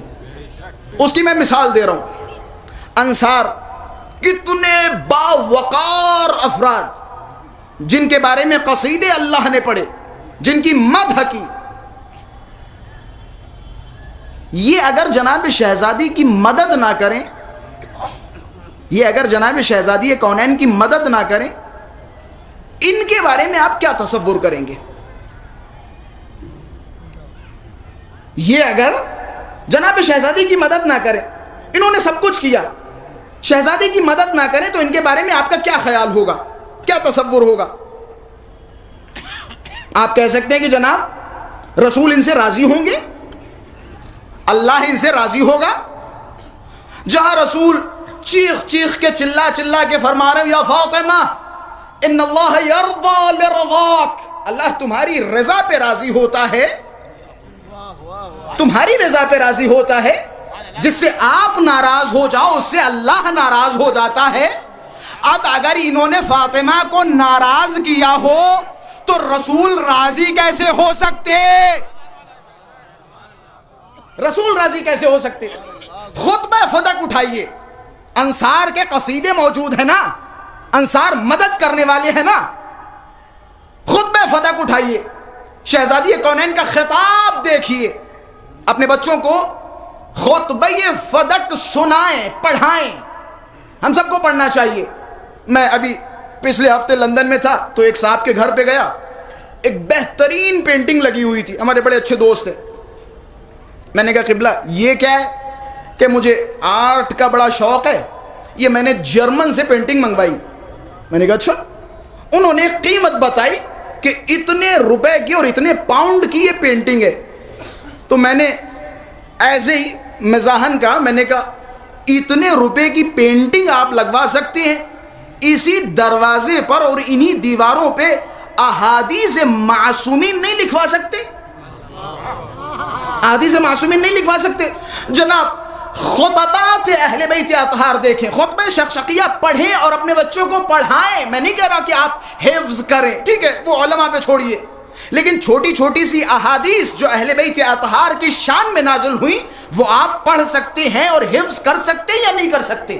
کم سے کم 40 احادیث یاد کیجیے، اپنے بچوں کو سکھائیے، اپنے بچوں کو بتائیے بیٹا فاروق اعظم کوئی اور نہیں، علی ابن ابی طالب کی ذات ہے، صدیق اکبر کوئی اور نہیں، علی ابن ابی طالب کی ذات ہے۔ بھائی میں یہ نہیں کہتا کہ آپ لمبے لمبے خطبات یاد کروائیے، اپنے بچوں کو یاد کروائیے، انا مدینۃ العلم وعلی بابھا، یہ حدیثیں یاد کروائیے۔ خطبات معصومین علیہم الصلوۃ والسلام، دیکھیں معذرت کے ساتھ دونوں ہاتھوں کو جوڑ کے ہم نے ایک نظام بنا لیا ہے، ہم نے ایک تصور بنا لیا ہے کہ جناب ہم پورا کا پورا دین زیغم الغروی کی 1 گھنٹے کی مجلس سے لے لیں گے۔ میں مثال دے رہا ہوں، فلاں صاحب کی مجلس سنوں گا تو 1 گھنٹے میں پورا کا پورا دین سیکھ لوں گا۔ جناب ایسا پاسبل نہیں ہے، ایسا پاسبل نہیں ہے۔ آپ خود اہل تحقیق بنے، اہل جستجو بنے۔ امام فرماتے ہیں اگر آپ اہل تحقیق نہیں بنیں گے، اہل جستجو نہیں بنیں گے، آخر الزمان میں آپ اپنا ایمان بچا نہیں پائیں گے۔ آپ اہل تحقیق بنے۔ مولا فرماتے جوان تب تک اپنا دین نہیں بچا سکتا جب تک اہل تحقیق نہ ہو، اہل جستجو نہ ہو۔ آپ اہل تحقیق بنے، اہل جستجو بنے، بعض چیزیں خود پڑھیں، دیکھیں کہ شہزادی سلام اللہ علیہا کا موقف کیا تھا، شہزادی سلام اللہ علیہا کا دعویٰ کیا تھا. خطبہ فدق دیکھیں کم سے کم. یہ سارے معارف میں تو کہتا رہتا ہوں جناب، یہ خطبہ فدق ہوا، خطبہ شقشقیہ ہوا، زیارت جامع کبیرہ ہوا، یہ الف با یہ تشیع ہے، شیعوں کا ABCD. ہر شیعہ کو معلوم ہونا چاہیے معارف اہل بیت کیا ہیں. انصار، کتنے قصیدے انصار کے بارے میں، ان سارے قصیدوں کو ایک کنارے رکھیے اور شہزادی کونین کے جملات سنیے. شہزادی نے خطبہ دیا، ثم رمت طرفها نحو الانصار. شہزادی نے مہاجرین کو خطاب کیا اور کچھ لوگوں کو خطاب کیا، اور خطاب کرنے کے بعد ثم رمت طرفها نحو الانصار، انصار کی طرف خطاب کیا. کون انصار؟ ذہن میں ہے نا کون انصار؟ رسول کے مددگار، رسول کو پناہ دینے والے. شہزادی ان کی طرف خطاب فرما رہی کہ سنو، یا معشر الفتیہ واعضاد الملہ وحضنۃ الاسلام، مجھے معلوم ہے تم جوان مرد ہو، ملت کے بازو ہو، اسلام کی مدد کرنے والے ہو، اسلام کو پناہ دینے والے ہو. ما هذه الغمیزة فی حقی والسنة عن ضلالتی. ارے تم تو ملت کے بازو تھے، تم جوان مرد تھے، تم اسلام کو پناہ دینے والے تھے، پھر زہرا کے حق میں کوتاہی کیوں کی؟ زہرا کے حق میں کوتاہی کیوں کی؟ کیوں زہرا کا حق بیان نہیں کیا؟ کیوں زہرا کا دفاع نہیں کیا؟ یہ سوال جناب صدیقہ فرما رہی. کیا میرے بابا نہیں فرمایا کرتے تھے المرء یحفظ فی ولدہ؟ یہ بھی ان لوگوں کے خدمت میں جو رسول گرامی سے محبت کے بہت بڑے بڑے دعوے فرماتے. جناب ہمیں بڑی محبت ہے رسول گرامی کی ذات سے. اچھا جی، کتنی محبت ہے؟ جناب صدیقہ فرما رہی ہیں انصار کی طرف، اے انصار، کیا میرے بابا نہیں فرمایا کرتے تھے المرء یحفظ فی ولدہ؟ انسان کا احترام اس کی اولاد سے ہوتا ہے. انسان کا احترام کرنا ہو تو اس کی اولاد کا احترام کرو. اب ہاتھوں کو جوڑ کے ان تمام بھائیوں کی خدمت میں جو اپنی جانیں رسول اللہ کی جوتی پہ قربان فرماتی، کالی کملی والی کی چادر پہ جانیں قربان، رسول اللہ کی نعلین پہ جانیں قربان، امن نعلین پہ جانیں قربان کرنے کے لیے تیار ہو، رسالت کے جز پہ جان قربان نہیں کر سکتے. نعلین پہ جان قربان کر سکتے ہو. ذرا اپنے گریبان کی طرف دیکھو، رسالت کے جز کے ساتھ تم نے کیا کیا؟ کیا کیا؟ ایک خاتون آئی، یا بنت محمد کیف اصبحت، آپ نے صبح کیسے فرمائی، آپ کی حالت کیسی ہے؟ جناب صدیقہ پہلے تو فرما رہی تیرا شکریہ، کم سے کم اس پورے مدینے میں جہاں میرے بابا کا کلمہ پڑھا جاتا ہے، میرے بابا سے عقیدتیں رکھی جاتی ہیں، کم سے کم پورے مدینے میں کسی نے شہزادی کا حال تو پوچھا، کسی نے پوچھا تو صحیح. یہ مظلومیت صدیقہ کبریٰ ہے. شہزادی نے فرمایا اب جب تو نے میرا حال پوچھا ہی ہے تو سن، اصبحت بین الکمد والکرب فقد النبی وظلم الوصی، کہ میں نے بڑی مصیبتوں کے ساتھ صبح فرمائی ہے. ایک طرف میرا بابا جدا ہو گیا، دوسری طرف اس کے وصی پہ ظلم و ستم ڈھائے گئے. تم رسول سے محبت کیا کرتے تھے نا. میں ایک نکتے کی طرف اشارہ کر رہا ہوں، جان نصرت فاطمہ ہماری گردنوں پہ کس قدر واجب و لازم ہے. اگر انصار جناب صدیقہ کے معاملے میں کوتاہی کرے تو ان کا یہ حال ہے. جناب صدیقہ انصار سے خطاب فرما رہی کہ سنو، کیا میرے بابا نہیں فرمایا کرتے تھے المرء یحفظ فی ولدہ، انسان کا احترام اس کی اولاد میں ہے. سرعان ما احدثتم واجلان ذا احالہ، کتنی جلدی تم میرے بابا کی باتوں کو بھلا بیٹھے. کتنی جلدی تم لوگوں نے دین میں بدعتیں پیدا کر دی. ابھی میرے بابا کو گئے کچھ دن نہیں گزرے تم نے دین میں بدعتیں ایجاد کر دی. علماء فرماتے یہ جو جناب رسول اعظم کی شہادت 28 صفر کو واقع ہوئی، شہادت ہم آج پڑھ رہے ہیں، لیکن اصل مصیبتیں اسی 28 صفر کے بعد کی ہے. آپ کیا سمجھتے ہیں؟ اس سے اندازہ لگائیں مدینے کے باغیوں کی جرأت کتنی زیادہ تھی. رسول گرامی کی ذات ابھی آنکھوں سے اوجھل نہیں ہوئی، بنابر روایت 2 یا 3 دن کے بعد شہزادی کے گھر پہ حملہ ہو گیا. اسی کو یاد دلا رہی ہیں. سرعان ما احدثتم واجلان ذائحالا، کتنی جلدی تم نے بھلا دیا، کتنی جلدی تم نے دین میں بدعتیں پیدا کرنا شروع کر دی. پھر شہزادی نے فرمایا سنو، میرے بابا کا جانا میرے لیے بڑا دشوار ہے، بڑا سنگین ہے. پھر شہزادی نے درد دل بیان کیا. یہ کس سے خطاب فرما رہی ہے؟ انصار سے خطاب فرما رہی. ذہن میں وہ بات رکھیے گا، انصار کون؟ رسول کی مدد کرنے والے، اللہ کی مدد کرنے والے، رسول کو پناہ دینے والے. شہزادی خطاب فرما رہی ہیں اتنی جلدی تم لوگ بھول گئے، اتنی جلدی تم نے رسول کی اکلوتی بیٹی کو تکو تنہا چھوڑ دیا. اُهْضِمَ تُرَاثُ أَبِي وَأَنْتُمْ بِمَرْعٍ مِّنِّي وَمَسْمَعٍ وَمُنْتَدَى وَمَجْمَعٍ. میرے بابا کی میراث تمہارے سامنے لٹتی رہی، تم لوگ کھڑے تماشا دیکھ رہے تھے، تم لوگ کھڑے تماشا دیکھ رہے تھے. انصار سے خطاب ہے، تم لوگ کھڑے تماشا دیکھ رہے ہو. اُهْضِمَ تُرَاثُ أَبِي وَأَنْتُمْ بِمَرْعٍ مِّنِّي وَمَسْمَعٍ وَمُنْتَدَى وَمَجْمَعٍ. تم لوگ ٹولیاں بنائے گھوم رہے، تم لوگ سن رہے ہو کہ رسول کی اکلوتی بیٹی بار بار دربار جا رہی ہے. پھر دعوے کر رہے ہو کہ جناب ہم رسول گرامی سے محبت کرنے والے. خدا کی قسم شہزادی کے الفاظ نہ ہوتے تو مجھ میں جرأت نہ تھی بیان کرتا. کون انصار؟ کون انصار؟ کون انصار؟ مدد کرنے والے. کون انصار؟ رسول کو پناہ دینے والے. کون انصار؟ اللہ کی مدد کرنے والے. جب شہزادی کے حق میں انصار نے کوتاہی کی، شہزادی نے فرمایا اُهْضِمَ تُرَاثُ أَبِي، میرے بابا کی میراث چھندی رہی، تم کھڑے تماشا دیکھ رہے تھے. ایہم بنی قیلہ، لعنت ہو تم پر اے انصار، لعنت ہو تم پر اے انصار. یہ شہزادی کا خطاب ہے انصار سے، لعنت ہو تم پر اے انصار. میں بعض اوقات رکتا ہوں اور ٹھہرتا ہوں.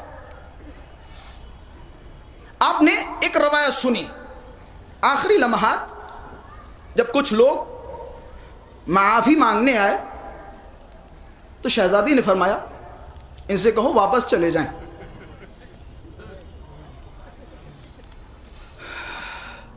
جب تک زندہ رہوں گی لَأَدْعُوَنَّ عَلَيْكَ فِي كُلِّ صَلَاةٍ أُصَلِّيهَا، ہر نماز میں تم پر لعنتیں کرتی رہوں گی. میں رکتا ہوں. کون شہزادی؟ کون فاطمہ؟ کون زہرا؟ یہ تعارفاتی گفتگو نہیں ہے. زہرا کون زہرا؟ جس کا بابا رحمت للعالمین ہے. وما ارسلناک الا رحمت للعالمین. میں سوچ رہا تھا، پوری تاریخ آپ اٹھا کے دیکھیے، امام حسین پہ کتنے ظلم و ستم ہوئے، امام حسن پہ کتنے ظلم و ستم ہوئے. اہل بیت اطہار کی شخصیات نے بد دعا نہیں کی. بہت شاذ و نادر ملتا ہے کسی خاص کے لیے اہل بیت اطہار نے بد دعا فرمائی ہو. بد دعا نہیں کی، سارے مظالم سہے، بد دعا نہیں کی. امام حسین نے کربلا یہ معلّہ میں ایک ننھے علی اصغر کو لیا، خیمے کے دروازے پہ کبھی آگے گئے کبھی پیچھے آئے، ابا کے دامن میں چھپایا، روتے رہے، سسکتے رہے، بلبلاتے رہے. لیکن اپنی زبان بد دعا کے لیے نہیں کھولی. فاطمہ عصمت و طہارت کا مرکز.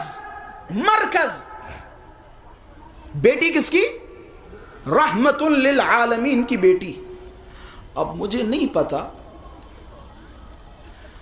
جب کچھ لوگ آئے شہزادی نے فرمایا لأدعون علیک فی کل صلاة اصلیہا، واپس چلے جاؤ، جب تک میں زندہ رہوں گی تم پہ لعنتیں کرتی رہوں گی. وہ فاطمہ جو رحمت للعالمین کی بیٹی ہو، نہ جانے اسے کتنا ستایا گیا کہ فاطمہ یہ کہنے پہ مجبور ہوئی کہ خدا کی قسم جب تک زندہ رہوں گی تم پہ لعنت کرتی رہوں گی، جب تک زندہ رہوں گی تم پہ لعنت کرتی رہوں گی. جناب صدیقہ کو کتنا رلایا گیا، کتنا ستایا گیا. ایک مشہور شعر، ایک مشہور نوحہ ہمیشہ پڑھا جاتا ہے اور سنا جاتا ہے. ماذا علی من شم تربت احمدہ اللہ یشم مد الزمان غوالیہ صبت علی مصائب لبت.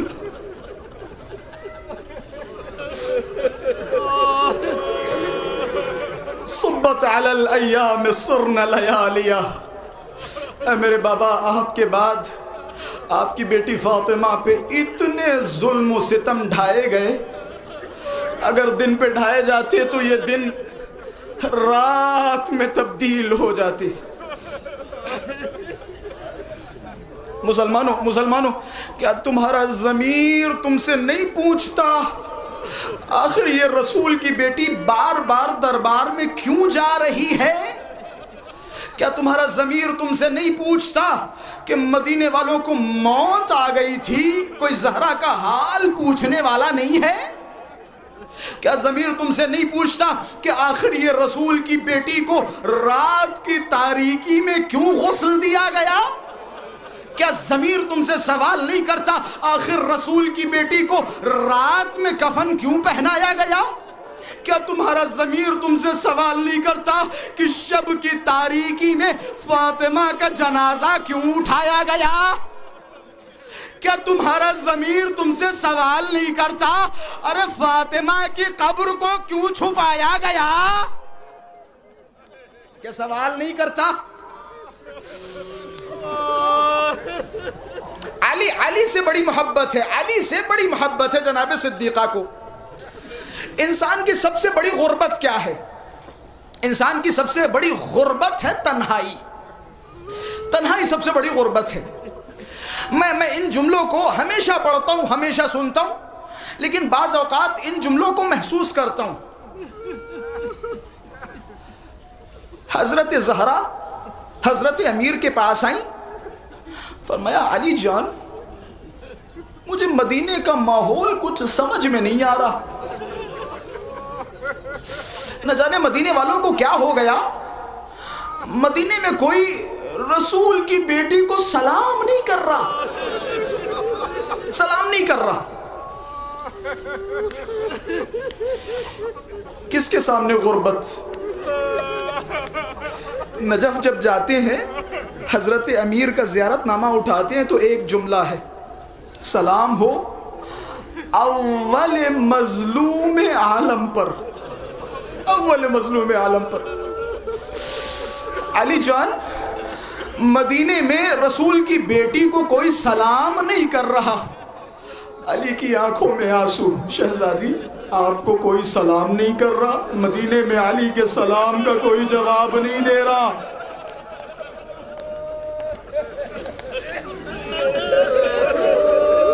شب کی تاریکی میں حسن و حسین کے ہاتھوں کو پکڑتی تھی شہزادی، مدینے کی ایک گلی میں جاتی تھی، دروازہ کھٹکھٹاتی تھی، کل آؤ گے گواہی دینے کے لیے؟ جی شہزادی ہم آئیں گے. میں ان جملوں کو محسوس کرتا ہوں خدا کی قسم. کہتے مسجد میں حضرت امیر حضرت زہرا انتظار کرتے تھے کہ آج مدینے والے آئیں گے، انہوں نے وعدہ کیا ہے کہ ہم علی کی ولایت کی گواہی دیں گے، ہم بتائیں گے کہ غدیر میں ہم تھے، ہم نے انہی کانوں سے من کنت مولا فہذا علی مولا کی صدا سنی۔ روایت کے الفاظ ہیں صبح کا سورج نمودار ہوتا تھا، علی و فاطمہ انتظار کرتے تھے، انتظار کرتے کرتے جب تھک جاتے تھے تو علی فاطمہ کے چہرے کو دیکھتے تھے، فاطمہ علی کے چہرے کو دیکھتی تھی، دونوں چپٹ کے رونے لگتے تھے۔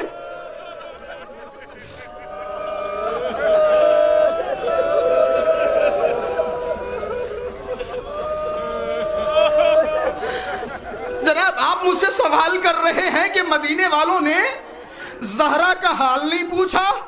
جی جناب، زہرا کا حال مدینے والوں نے نہیں پوچھا۔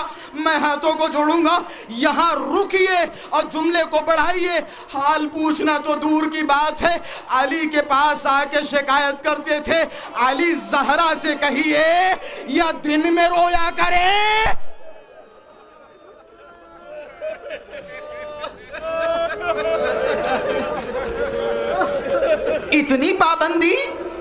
اتنی پابندی زہرا پر، یا دن میں رویا کرے یا رات میں رویا کرے۔ سکونی امام کے پاس آیا، سکونی اہل سنت راوی ہے، امام کے پاس آیا، امام کی خدمت میں عرض کرنے لگا کہ مولا میرے گھر پہ بیٹی ہوئی ہے۔ مولا نے فرمایا تجھے مبارک ہو۔ مولا نے فرمایا تو نے اپنی بیٹی کا نام کیا رکھا؟ حضرت کے سامنے ہاتھوں کو جوڑا، فرمایا مولا سمیتھا باسم جدتی کا فاطمہ، میں نے اپنی بیٹی کا نام فاطمہ رکھا۔ مولا نے جیسے ہی اپنی جدہ فاطمہ کا نام سنا، فوضع یدہ علی راسہ، دونوں ہاتھوں کو سر پہ رکھا۔ مولا کی آنکھوں سے آنسو نکلنے لگے۔ سکونی پریشان ہو گیا کہ مولا ماں کا نام سنتے ہی بے چین ہو گئے۔ مولا نے قریب بلایا کہ تو نے اپنی بیٹی کا نام فاطمہ رکھا ہے نا، تو یاد رکھنا آج کے بعد لا تضربها، اسے مارنا نہیں۔ نہ جانے مولا نے یہ جملہ کیوں کہا ہوگا۔ حضرت نے فرمایا وَلَا تَشْتِمْهَا، اسے گالیاں نہ دینا۔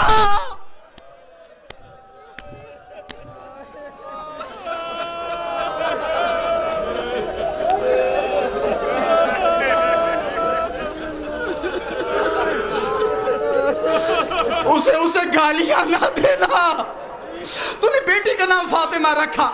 مولا صادق کا ایک جملہ ہے کہ قیامت تک رونے کے لیے صرف ایک جملہ کافی ہے، وہ دروازہ، وہ دہلیز کہ جہاں آ کے رسول چوما کرتے تھے، سلامی دیا کرتے تھے، باغیوں نے اسی دروازے میں آگ لگا دی۔ اسی دروازے میں اہل بیت کے لیے یہ معاملہ بڑا سنگین تھا، معاملہ بڑا حساس تھا۔ در و دروازے کا جلنا کوئی معمولی بات نہیں ہے، معمولی بات نہیں ہے۔ یہ جو مصائب ہم پڑھتے ہیں جناب صدیقہ کو در و دروازے کے درمیان پیسا گیا، در و دروازے کے درمیان کچلا گیا، خدا کی قسم اگر یہ تمام باتیں نہ بھی ہوتی تو شہزادی کی مصیبت کے لیے اتنا کافی کہ اس دروازے میں آگ لگائی گئی کہ جس گھر میں علی و فاطمہ موجود تھے، جس گھر میں علی و فاطمہ موجود تھے۔ ایک صاحب مولا کے پاس ہے، یہ میں نے مقدمتاً کچھ باتیں عرض کی، مصائب کی منزل ابھی باقی ہے۔ خدا آپ کے ان آنسوؤں پہ رحمت نازل فرمائے، شہزادی آپ کے ان آنسوؤں کو قبول فرمائے، انشاءاللہ آپ کے یہ آنسو رومال سیدہ میں جگہ قرار پائیں۔ امام فرماتے ہیں جب ایک صاحب مولا کی خدمت میں گئے اور جانے کے بعد فرمایا کہ مولا میں اسرار امامت دیکھنا چاہتا ہوں، میں دیکھنا چاہتا ہوں کہ ایک کے بعد ایک امام تک جو اسرار اسرار پہنچتے ہیں. وہ اسرار کیا ہیں؟ وہ خزائن کیا ہیں؟ وہ تحائف کیا ہیں جو ایک کے بعد دوسرے امام کو بعنوان میراث ملتے ہیں؟ مولا نے اسے کمرے میں بلایا، ایک ایک چیز دکھانی شروع کی کہ یہ امامہ ہے جو میرے جد اپنے سر پہ لگایا کرتے تھے، یہ میرے جد رسول کا عصا ہے، یہ ان کی قمیض ہے، یہ ان کا صحف ہے. یہ تمام چیزیں دکھانے کے بعد راوی کہتا ہے میں نے دیکھا ایک چھوٹا سا صندوق تھا، اس صندوق میں کچھ کپڑے میں بندھا ہوا تھا. میں نے مولا سے اصرار کیا مولا یہ بھی دکھا دیجئے اس میں کیا ہے کہ یہ بھی ایک امام کے بعد دوسرے امام کے پاس منتقل کیا جاتا ہے. ہاتھوں کو جوڑا، اصرار کیا کہ مولا میں دیکھنا چاہتا ہوں. جیسے جیسے راوی اصرار کرتا جاتا تھا مولا کی آنکھوں میں آنسو آتے جاتے تھے. مولا نے اس پوٹلی کو اٹھایا، آہستہ آہستہ اس کی گرہ کھولی. اب جب دیکھا تو کچھ اور نہیں بلکہ جلی ہوئی لکڑی تھی.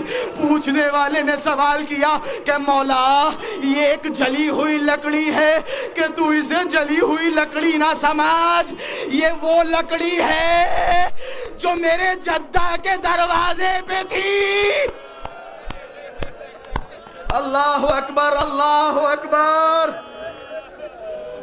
اللہ اکبر. بس میں چند منٹ کی زحمتیں دوں گا، جتنا دل کھول کے رونا ہو شہزادی کو پرسا دیں. آج شب شہادت ہے، مولا آپ کے آنسو لینے کے لیے آئے ہیں. امام زمانہ کو پرسا دیں. نہ جانے امام زمانہ کس طرف بیٹھے ہوں گے، اپنی جدہ کے مصائب سن رہے ہوں گے. روایت کے الفاظ ہیں جیسے جیسے سیدہ اپنی وفات کے قریب جاتی تھی، اپنی شہادت کے قریب جاتی تھی، شہزادی کا بدن گلتا جاتا تھا، بدن نحیف ہوتا جاتا تھا، کمزور ہوتا جاتا تھا. شہزادی پہ غم و غصہ زیادہ ہوتا جاتا تھا. شہزادی بیٹھے بیٹھے کبھی غش آ جاتا تھا، غش سے افاقہ ہوتا تھا. تمام چیزیں شہزادی کے ساتھ ہوتی رہی، لیکن شہزادی نے علی کے سامنے شکایت نہیں کی، علی کو بتایا نہیں. راوی کہتا ہے، راویہ کہتی ہے، روایت ہے اسما فرماتی ہیں کہ جب بھی شہزادی مصلی عبادت میں جایا کرتی تھی، لمبی لمبی نمازیں پڑھا کرتی تھی اور خداوند متعال کی بارگاہ میں ہاتھوں کو بلند کرتی تھی اور فرماتی تھی پروردگارا تیرا لاکھ لاکھ شکر کہ تو نے مجھے موقع دیا میں تیری زیادہ سے زیادہ عبادت کر سکوں. اتنی محو عبادت ہوتی تھی، زندگی کا شکر ادا کرتی تھی. لیکن اسما فرماتی ہیں جیسے شہزادی کی شہادت کا وقت قریب آیا، میں نے دیکھا شہزادی مصلی عبادت میں ہے. اب دیکھیے پسلیوں کے درد کا اثر کیسا ہے، پسلیوں کے ٹوٹنے کا اثر کیسا ہے. شہزادی کوئی معمولی شخصیت نہیں ہے. اسما فرماتی میں نے دیکھا شہزادی مصلی عبادت میں آخری لمحات عبادتیں فرما رہی ہیں. عبادتیں کرتے کرتے میں نے دیکھا شہزادی نے دونوں ہاتھوں کو بلند کیا، خدا کی بارگاہ میں دعا کی، اللہم عجل وفاتی سریعا، اے میرے پروردگارا اب یہ پسلیوں کا درد برداشت نہیں ہوتا، میری موت میں. اللہ اکبر. اب یہ درد برداشت نہیں ہوتا، میری موت میں جلدی فرما. فاطمہ زندہ رہی، علی سے شکایت نہیں کی. روایت کے الفاظ ہیں شہزادی گھر میں ایک ہاتھ اپنے پہلو پہ رکھتی تھی متکئن علی الجدار، دوسرے ہاتھ سے دیوار کا سہارا لیتی تھی. شہزادی چل نہیں پاتی تھی، بغیر سہارا چل نہیں پاتی تھی. لیکن دیکھیں علی سے محبت کتنی ہے. شہزادی دیوار کا سہارا لے کے آہستہ آہستہ چلتی تھی، لیکن جیسے ہی دروازے پہ دق الباب ہوتا تھا، جیسے ہی پہچانتی تھی کہ علی گھر تشریف لانے والے ہیں، شہزادی چادر لیتی تھی، اپنے سر پہ ڈالتی تھی، بیٹھ جاتی تھی تاکہ علی کو زہرا کی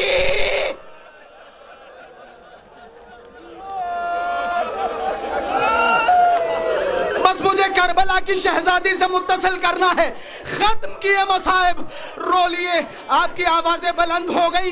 روایت کے جملے ہیں، تاریخ میں 2 جنازے ایسے ہیں جب بھی غسالہ یا غسل دینے والے نے غسل دیا تو غسل دینے والا بے چین ہو گیا. ایک چھوٹی فاطمہ شام کے زندان میں جب غسالہ غسل دینے آئی تڑپ گئی. مولا سجاد کو بلایا کہ مولا معافی چاہتی ہوں، ذرا یہ تو بتائیے اس بچی میں کون سی بیماری تھی؟ مولا جب میں غسل دے رہی تھی اس بچی کا لباس اس کے بدن سے نہیں اتر رہا. عجب نہیں، میرے مولا نے روتے ہوئے فرمایا ارے یہ بچی میری چھوٹی بہن کربلا سے شام کبھی تازیانے.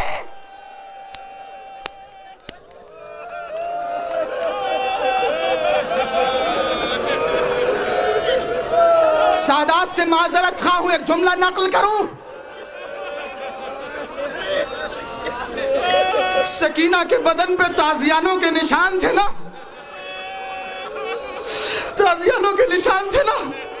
تازیانہ کسے کہتے؟ تازیانہ جس میں چھوٹی چھوٹی سی کیلیں لگی ہوں. جب وہ بدن پہ پڑتا ہے نا تو بدن کی کھال کھینچ لیتا ہے. یہ تازیانے سکینہ کے بدن پہ تھے. یہ اپنی ماں کی سنت پہ عمل کر رہی تھی. فاطمہ نے جب علی کے دامن کو پکڑا، ایک طرف سے قنفذ، دوسری طرف سے مغیرہ، تازیانہ لیا فاطمہ کے بازو پہ. مولا حسن فرماتے جب تک میری ماں زندہ رہی یہ ہاتھ اٹھا نہ سکی. اجرکم علی الزہرا. بس آخری روایت، ایک چھوٹی فاطمہ ہے غسل دینے والی بے چین ہو گئی. مولا سے پوچھا اس بچی کے بدن سے کپڑا نہیں اترتا، اس بچی کا بدن زخمی ہے. ایک چھوٹی فاطمہ ہے، ایک جدہ ہے. جب علی غسل دینے گئے علی نے چیخ ماری، باہر نکلے، اسما کو بلایا کہ اے اسما فاطمہ کتنی صابرہ تھی. فاطمہ کا پہلو، فاطمہ کی پسلیاں ٹوٹی. فاطمہ نے شکایت نہیں کی. آخری روایت میں بیان کروں گا علی کتنے بڑے بہادر تھے. روتے رہیے جناب شہزادی کو پرسا دیتے رہیے. بس آخری روایت یہیں پہ ختم کروں گا. علی کتنے بڑے بہادر تھے، علی کتنے بڑے شجاع تھے. علی کی شجاعت و بہادری دیکھیے. جانیے شہزادی کی مظلومیت علی کی نظروں میں. ایک جنگ میں حضرت کے سر پہ ضربت لگی. صحابہ نے حضرت کو روکا کہ مولا آپ کے سر پہ ضربت لگی ہے، آپ آرام فرمائیے. مولا نے فرمایا علی کے لیے یہ چھوٹے موٹے زخم کوئی معنی نہیں رکھتے. مولا نے کپڑا لیا، اپنے سر پہ باندھا، میدان کارزار میں پہنچے. کون علی ہمتی، کون علی شجاع، کون علی بہادر. نہ جانے علی کی نظروں میں فاطمہ کی مصیبت کتنی عظیم تھی. علی شجاع، علی بہادر. مسجد میں تشریف فرما ہے. حسن و حسین کو مسجد میں آتے ہوئے دیکھا. اب جو نظر پڑی حسن و حسین کا گریبان چاک ہے، چہرے غمزدہ ہے. چہرہ جیسے ہی دیکھا، بس آخری روایت اپنی شہزادی کو پرسا دے. چہرے سے جیسے ہی پہچانا فاطمہ دنیا سے چلی گئی. روایت کے جملے ہیں فغشی علی، علی مسجد میں منہ کے بل گرے. یا زہرا آپ کے بغیر علی کا دین.